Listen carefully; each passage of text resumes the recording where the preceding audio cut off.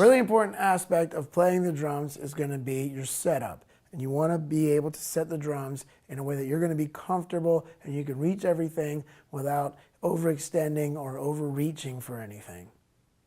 Before you set up, it's good to think about maybe having a rug.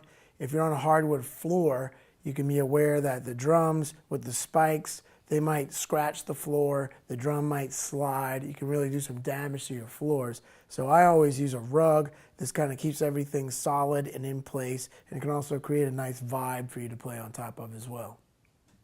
A good place to start with your setup is your seat or your throne. You're spending a lot of time sitting on this thing, so you want to make sure that you get something that's going to be pretty solid. It's going to support you. You don't want to get a chair because that's going to be too low, and you don't want to use a bar stool that's going to be too high. You want to get something that's going to be adjustable, and you're going to have to experiment a little bit and see where your body wants to sit. For me, personally, I like to sit just a little bit so that my knees are here and my thighs are just a little bit higher than my knees, and I'm not too low, I'm not too high.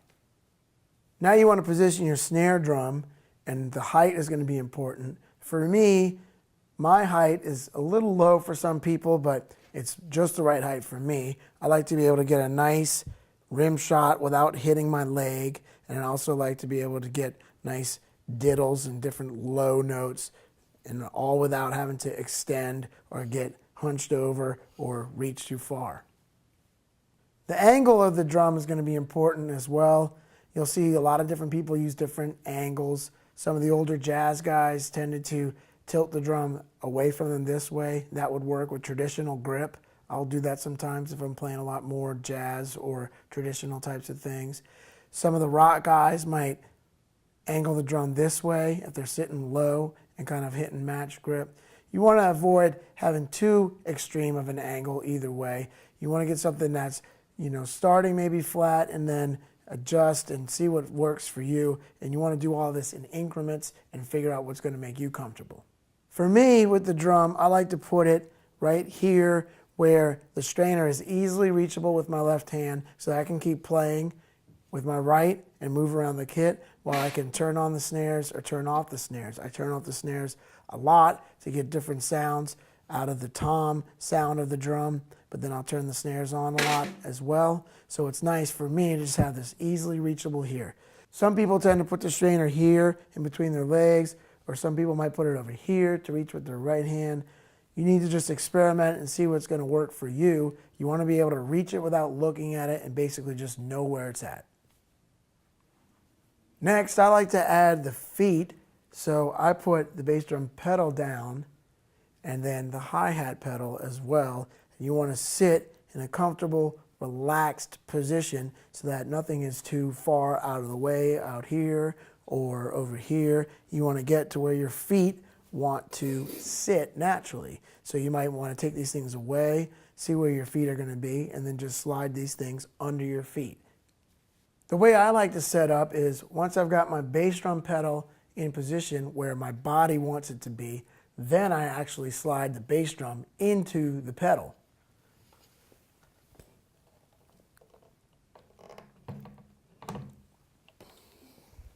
Then you can clamp down on the pedal, make sure it's nice and tight, and then you've got your bass drum where you and your body want it to be. You're not trying to sit at a bass drum and then scoot to it and adjust to it. You're moving it to fit you. So now we're going to start mounting the toms. This kit has this post here with these tom mounts, and they're adjustable this way, that way, and also you can raise the post or you can raise the drum on the post that it goes on as well. These all come with memory locks now, so you can lock it in place so you know exactly where it's going to be when you go to put the drum back on. These drums that we're about to put up here are called mounted toms or rack toms because you put them up on a rack sometimes. And for me, I usually just use one mounted or rack tom, and I usually just put it on a snare stand and get the snare stand almost touching the bass drum. It goes right here, and that allows me to put the drum right there and I can get to it. And that way I can move the bass drum change bass drums if I want to, if I'm in the studio, and I don't have to worry about the tom stand too much. So there's lots of different options for mounting your toms.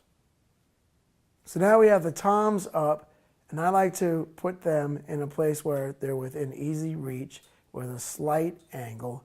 You might see some guys have their toms flat. Some guys might have them up way high and tilted at them.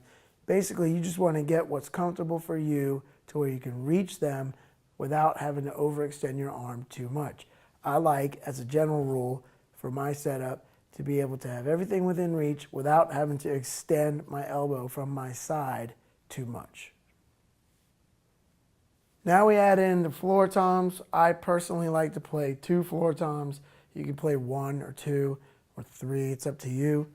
But generally, I like to have them about the same height as the snare, almost flat, a slight lean to me, but just very reachable. And you basically, again, want to be able to reach them without having to extend too much and without having to twist your body too much. So as I go in a natural arc, I just want the stick to be able to land where I want it to as I go around the drums this way. Now we add in the cymbals, and again, you just want to have them so that they're reachable without having to overextend. When you have 2 rack toms here, the trick is going to be to get the ride cymbal to where it's not too far away from you, but that it's not covering this second rack as well. So you're just going to have to experiment. Cymbal stands come in straight, or also this one is a boom, so you can adjust the cymbal and get it in exactly where you want it. If you have to put the bass in one place, you can use the boom to get the cymbal closer or where you actually need it to be. Cymbals are really a matter of preference. They're a color element of the kit. You're going to see different people with different setups that have all kinds of different cymbal setups, different crashes and maybe multiple rides and chinas and splashes, maybe even a gong. So there's so many different options. It's really up to you and what your budget can handle as well. So this is what I like to do. I like to have each cymbal so that I can ride it and crash it. For me, I keep my cymbals relatively low, and this allows me to reach them without overextending again. But also, at the height that I'm sitting at with the cymbals here, I can see everybody, and I can see the musicians I'm playing with, I can see the audience, and I'm not hiding behind any cymbals. You want to start with a nice, comfortable setup that's going to fit for your body. You want to try and see what feels good to you and adapt the drum set to you and your body. So you want to avoid trying to reach for things, and if you see something that somebody does on TV or on stage that's kind of crazy, you could try it out, experiment with it, but make sure that you can actually play for a long period of time with any kind of setup that you have. For me, I play long periods of time, lots of time behind the drums, so I try to make everything comfortable where I can reach it and I can continue to play for a long time.